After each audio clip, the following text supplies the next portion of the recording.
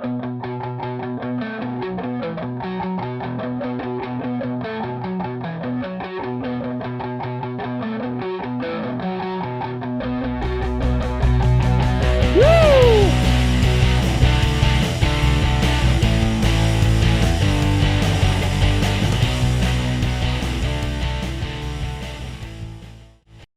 on, everyone? Johnny on the track back here with another video. And this week we are doing the very first Johnny on the Track NASCAR Awards, what I call the JOTT Awards. We've got awards like Most Improved Driver, Most Surprising Driver, Most Disappointing Driver, JOTT's Most Profitable Driver, the Most Aggressive Driver, our Moment of the Year, and our Race of the Year. We obviously have the NASCAR Award Show coming up soon. I believe that takes place in Nashville. But nonetheless, that award ceremony is coming up soon. So I figured right on par with that. Let me try my own NASCAR awards. So let's get into it. I definitely, in the comments, want to hear what you guys think of each award. Maybe if you would add an award, what drivers you think should win these awards. So all that stuff, want to hear in the comments. But let's get through it first, and then we can talk about that after. So the first award for the 2022 Johnny on the Track NASCAR Awards, my Most Improved Driver. There's a lot of names here I think you could throw out. Eric Jones comes to mind. Michael McDowell comes to mind. Just to name a few there. I go with the guy who locked himself in the championship finished second overall at the end of the year. That is Ross Chastain.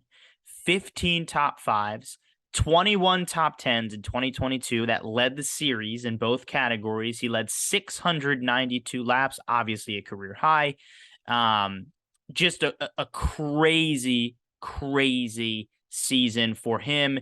For Trackhouse Racing, obviously the Hail Melon that they're crowning that move at Martinsville to lock him into the championship for just an unforgettable season for Ross Chastain. You look back at 2021, he only had 3 top fives, just 8 top tens, and only led 62 laps.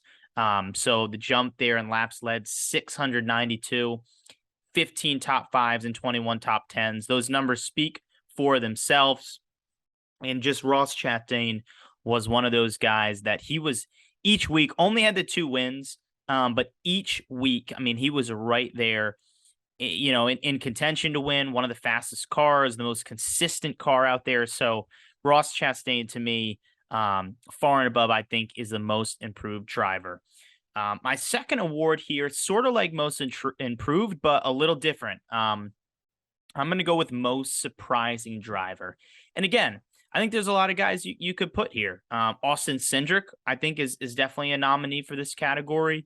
Again, Eric Jones, I think, is fair as well. Chase Briscoe, I think, surprised a lot of people. Maybe he could have won that most improved driver. But for me, the most surprising driver this year was Michael McDowell. Very, very solid, strong, really career-defining year for Michael McDowell.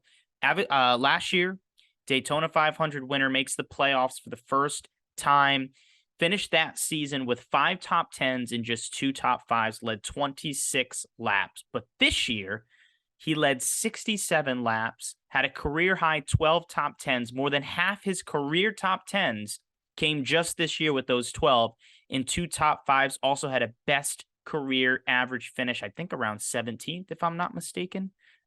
It was this year. So look, Michael McDowell showed this year that, you know, he can be there at the end of races for a shot to win. You look at those road course results, they spoke for themselves. Super speedways, he's always been very good at it, you know, as well as road courses. But I don't think a lot of people ever thought Michael McDowell, like, it was a stretch for him, right? Like, to get a top 10 in a road course. But like, we sort of expected it could happen, you know, but, you know, it was a here and there thing.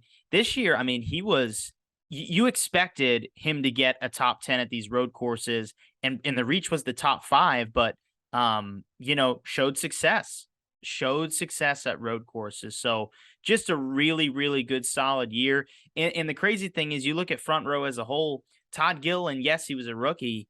So, you cut him some slack, but I mean, he was not really good at all. So you look at the difference between the 38 and the 34 teams. Michael McDowell was, leaps and bounds ahead of where Todd Gilliland and that 38 team was. So shout out to Michael McDowell. He is my most surprising driver. Let's get into the most disappointing driver. Ryan Blaney, definitely a name that comes to mind for this award. Who else? Kyle Busch, I think you could put most disappointing driver, but the guy I'm going with for this award is Martin Truex Jr. 0 wins and missed the playoffs for the first time since 2014. That's the last time also that the last time he didn't win a race, 2014. That's almost 8 years ago. So, you look at that for Martin Truex Jr., it just was different to see Martin Truex Jr. in that 19 not in victory lane. I feel like he's a guy you can always count on to get 1, 2, maybe 3 races, 3 wins a season. He's kind of like that Joey Logano character where, with Chase Elliott, it's a lot of consistent wins, right? With Larson too, 5, 6 wins, right? Truex, he gets 2, 3, maybe 4 wins, just really consistent, a lot of top 5s, continues to find his way being consistent. And then somehow always you can find him in that championship 4, especially in the playoff era. Won the championship a few years back. So it was really, really interesting and disappointing to see Martin Truex Jr. not in the playoffs. And then I think really the tough spot with Truex is he gave away too many races. He led 572 laps, led the series in stage wins with 7, but had no race wins to show for it. I think if Truex would say to his, to us, really, that's unacceptable. If you're that quick, you're that fast, leading the series in stage wins, leading 572 laps, leading the majority of the race at New Hampshire, having a great car at Darlington. I mean, there was a lot of times where Martin Truex Jr. just let races slip away from him, and that's really not been Truex recently. So that was interesting to see. I think he is the most disappointing driver of 2022. Now I'm going to go to a betting award, and that is my most profitable driver. So if you were betting with us, with Johnny on the track, this season, you would find that your most profitable driver this year, like mine, was Christopher Bell. We were up over 20 units with Bell. We got the New Hampshire win, the Martinsville win, top 5 results at Kansas, both Kansas races. Christopher Bell, I believed heavily in him. I really did. I believed heavily in him. When I filled out my playoff bracket and we went to the 16 playoff drivers, I thought Christopher Bell was the best Toyota. And I thought there has to be a Toyota representing that championship 4. I think the best Toyota really far and above was Christopher Bell. And that's why I believed in him to get to that spot. He did finished, I think, 3rd in the championship standings, a really career breakout year for Christopher Bell. I expect championships in his future. That's how high I am on him. But our most profitable driver, Christopher Bell, plus 20 units, like 22 around something like that. So thank you, Christopher Bell. I'm going to be getting some Bell merch this offseason, and I can't wait to rep him next season. He's really become one of my favorite drivers. Let's go to the most aggressive driver this year. And this is going to be a guy, no, it's not Joey Logano. This is going to be a guy that's already won an award in this show. The most aggressive driver, Ross Chastain, Chase Elliott, Denny Hamlin, Martin Truex Jr., Kyle Busch, just to name some of the guys that Ross Chastain butted heads with this season. But here's what I'll say about Chastain. He drove his own way. That was his style, and it worked. Came in 2nd in the championship standings, and no consequences ever came from that. A lot of people wanted to make that Hamlin at Pocono not giving him enough room and Chastain wrecking, right? But that wasn't like he intentionally kind of went out of his way to wreck him. That was just didn't really leave him that much room, and Chastain he could have lifted, but he didn't. And that he kind of wrecked himself there. But he never really was I guess, put in his place, if you will, if that's kind of the right expression there. But I don't know. I don't really ever think Ross Chastain deserves someone to blatantly like kind of wreck him. He did do some crazy aggressive things this year, but you know, I think he kind of defined his own style, and I appreciate that. And it worked. And I feel like that's kind of what it's going to come down to. Look at the guy who won the championship, most aggressive driver in the sport for a while. Joey Logano is your champion. And then I think the second most aggressive driver, just from, you know, what we saw this year, Ross Chastain, he finished second in the championship standing. So maybe there is something to this most aggressive driver award that, hey, if you have this style, it's going to get you places. So, but I guess, you know, you kind of also look back at Logano and Kenseth. Yeah, look how that ended for Logano. So we'll see. But the most aggressive driver, I think, is Ross Chastain. I think he kind of runs away with that award, to be honest with you guys. But moment of the year, again, Chastain just keeps coming up. The Hail Melon. I think that's what they've crowned this. I got my shirt. I ordered the Ross Chastain Martinsville shirt. It's coming in the mail, so I'm excited. I'll probably wear that next video I record. So just, I mean, you look at that move, just with everything on the line. Last lap needs 4 positions, and just out of nowhere, he pulls an absolute rabbit out of his hat. Just to think in that moment, I got to try this, is just insane. And I mean, that's fourth quarter Tom Brady stuff, right? That's Michael Jordan in the fourth quarter, like all that stuff. That's Ronaldo with the, you know, an 18-yard free kick with a minute left. Like this is all, that is how stars are born. Superstars are born, like all that stuff. And Ross Chastain, he went viral with that move. NASCAR, that move was on Sports Center top 10.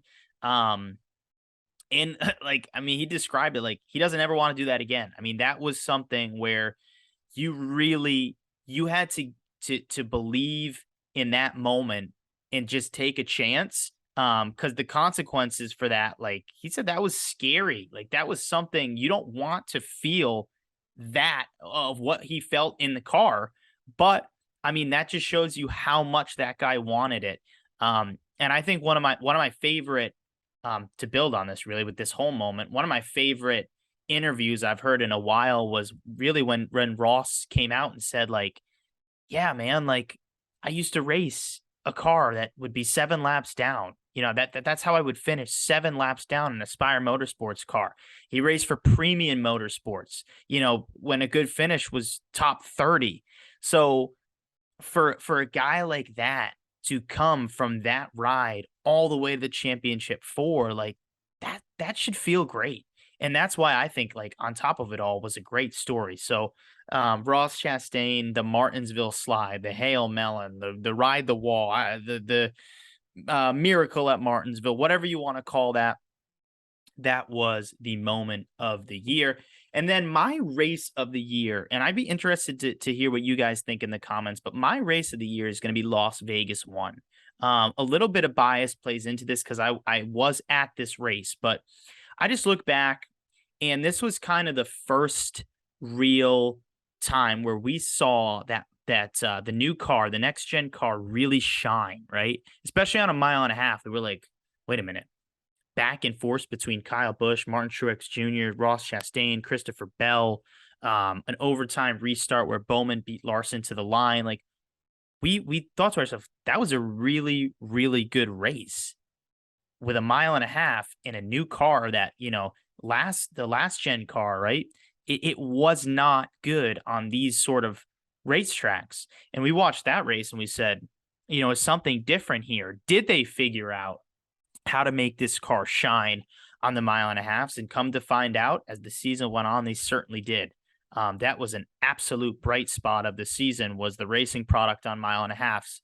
So to me, Las Vegas, like I said, the back and forth all race, it was some great battles throughout with Bell and Busch and Truex, the overtime restart, Almirola had a good car. Eric Jones drove, through the field sometimes. So it was a really, really good, solid race. The atmosphere was great. The crowd was great. So really all of that I'm putting into this race of the year. But yeah, I think, you could go Daytona 500. You could go the Ross Chastain Talladega win. I thought that was a great race.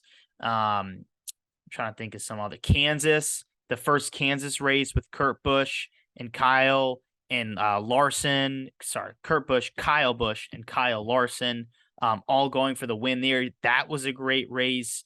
Auto Club early in the season was good. Yeah, I mean, just a lot of good, solid races this year. Was disappointed. If I had to pick a most disappointing race, I would probably go that Homestead Miami race. Just a dominating performance by Kyle Larson, which, hey, shout out Kyle Larson. Like, that was a great performance, but I would have liked to see, one of those Kansas or Vegas races like the Miami race. But those are the awards I got. Let's go through them again. So the most improved driver, Ross Chastain. Most surprising driver, Michael McDowell. Most disappointing driver, Martin Truex Jr. Our most profitable driver, Christopher Bell. The most aggressive driver, Ross Chastain. The moment of the year, the Ross Chastain move at Martinsville. And my race of the year is the first Las Vegas race. Thank you guys for watching. Like I said, I want to hear what you guys have to think in the comments. Any awards that you want to add, let me know. Put them in the comments. I want to see what you guys are thinking. And if you thought, Johnny, you're crazy, why would you have the most disappointing driver being Martin Truex Jr.? Why isn't it Ryan Blaney? Let me know. I want to see what you guys think. It makes it fun, to interact with everybody. So thanks. Give us a like, subscribe for more content. There's going to be plenty of stuff coming this off season, so do not worry about that. But like I said, thanks for watching.